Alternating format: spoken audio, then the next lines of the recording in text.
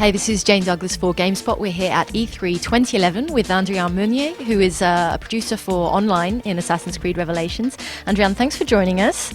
We've just had a demo, not so much multiplayer so far, but top-down view, what can you tell us about the multiplayer in Revelations? Well, we're building on what we had in Brotherhood. We brought multiplayer to Assassin's Creed on Brotherhood with strong gameplay. Now we're building on that with more features that would allow you to play your style of gameplay. So we're giving you a lot more customization and personalization of the experience and of the characters and the moves that you're going to be doing. Okay, so is it mechanically very different? How will it feel in comparison to Brotherhood's multiplayer? People that enjoyed the multiplayer in Brotherhood know that certain modes were a lot more popular than others. So we are keeping those modes that are really popular. We're keeping maps that are popular, and we're bringing back certain characters. So people shouldn't be too lost when they first get contact with the game. But we're adding a lot more features to basically have more strategy and allow you to, like I said, customize and really play like you want to play. For example, you will add playlists to the matchmaking. So when you are starting, you'll have a bit more of an idea of what type of play that you're going to be having, and you can choose what you're going to do. You're going to be able to customize your characters, but you'll also be able to choose how you kill your enemies. And by that I mean that in Brotherhood, most of the kills were the same length, and they were basically the same time, whether you had prepared your kill or not. In Revelation, what we're changing is that if you take the time to prepare your kill and you approach your enemy stealthily, the kill will be shorter and will allow you to get away faster. So you're actually rewarded in playing better. And if you, for example, which is sometimes useful in a multiplayer game, if you really need to kill a certain enemy and you're like, okay, I'm ready to expose myself, I really need to get that target, the animations will be longer, they'll need more cinematographic, but you'll have to pay the price because they'll be a bit longer.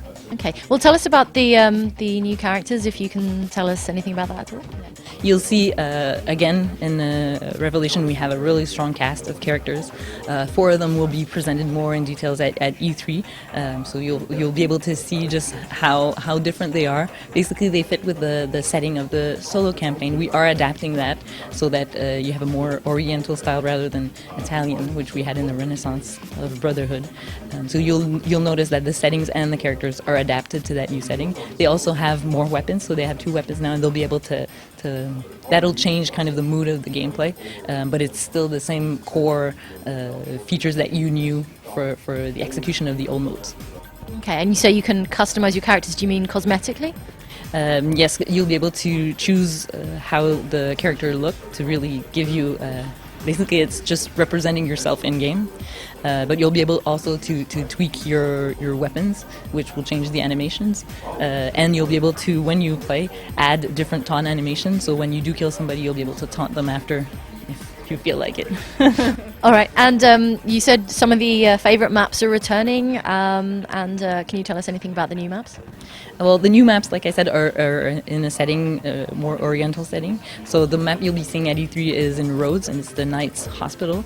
I can't give details about the other maps, but you can expect a whole new setting which will give you different types of gameplay. We're adapting the modes to these new maps, but we're also bringing back, like you said, the Brotherhood maps that people preferred. Okay, and the new modes, what can you tell us about those? Well, I can't give details about the content of the modes. We'll be giving more info about all the evolution of Revelation this summer. But what we're doing in the development of these modes is making sure that we have a wider variety of game experience. So we're actually expanding what was available in Brotherhood, and we're also trying to have modes that will allow you to play around more and really kind of train yourself in being a better Templar. So that you'll be able to be better in the competition. So we're actually aiming at having modes that will allow you to kind of test things out and figure out what's your style.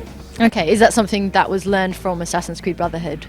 One of the comments that we got from a lot of players is that if they got in and they played with more experienced players, it was really overwhelming. What we want is to give everybody access to the game. We don't want to remove anything from the more experienced players, but we want to allow the less experienced players to really kind of level up and be able to develop their style and understand what they're doing a bit better. Okay, does that also mean there's been some sort of tweaks to the matchmaking, how people will find other players in games? Yeah, you'll have a better idea of what type of game you're about to play and kind of who's in the game and if the game is popular or not and how you access the game. But you'll also be able to basically choose better who your opponents are. We're adding gamer cards, for example, in the game where you'll see what kind of style these people, your enemies, are using in the game. So it'll allow you to have a better edge if you take the time to kind of investigate while the game is loading and figure out who your enemies are. You'll have a better strategy at attacking them. Okay. How about any of the fun little kind of kills from inside cover? You know, the haystack kind of kills. What should we be looking out for in that vein? Anything new?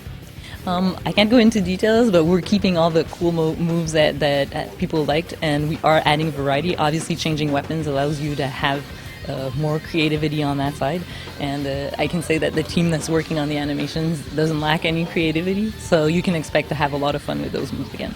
Awesome. Okay, last of all, we've heard some stuff about the new mechanics in single player. Does any of that kind of spill over into multiplayer? Yes, what we're doing is we are keeping kind of a link between the solo and the multiplayer, even though narratively they don't have a link.